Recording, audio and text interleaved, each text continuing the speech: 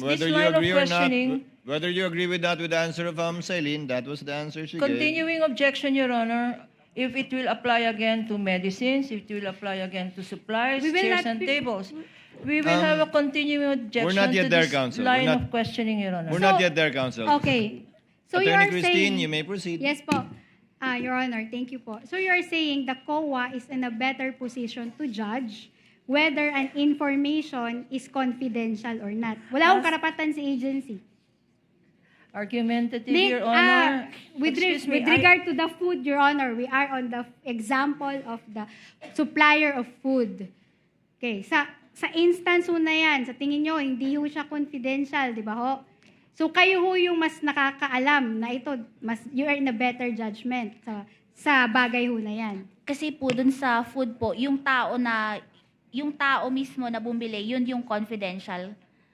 Ganun po. Hindi po Hindi ho yan yung tanong ko eh.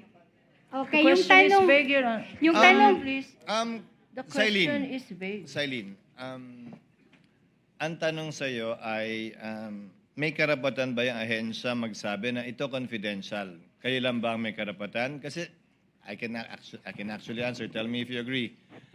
You review the submissions of the agencies, correct? Opo. Pag may observation kayo, mag-AUM kayo, and they can say, hindi, confidential to. And then you can agree or disagree, correct? Based on the evaluation po ng magiging response nila. And given the difference in the notice of suspension and notice of disallowance, as pointed out by counsel earlier, na may mga tinanggal na kayo, may mga binawas kayo, di ba? Opo. Kasi napaliwanag nila. Opo. So, minsan sinasabi nila sa unang tingin mo, hindi confidential to, biglang nagpaliwanag sila, confidential yon, binawas nyo o binabawas nyo. Opo, based po sa evaluation ng response nila, kung na-answer na po nila yung issues raised dun sa AOM or sa Na-answer or napaliwanag nila o nakumbinsi kayo na confidential ito. Therefore, hindi kailangan ng resibo o invoice. Opo. Tama?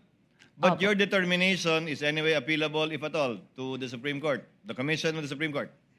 Pag yung sa COA po, opo, pag may decision, may remedy pa po na umakyat sa Supreme Court. Yes. Okay, counsel, move on. so in short, no, sa sagot mo na yan, ibig sabihin, kayo talaga yung nagde-determine na ito, hindi dapat to confidential. Kasi nga, kagaya nung supplies, medicine, and food.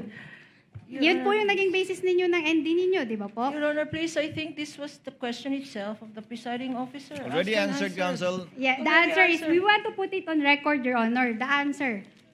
Ano Ask yung... and answer, Your Already Honor. answered.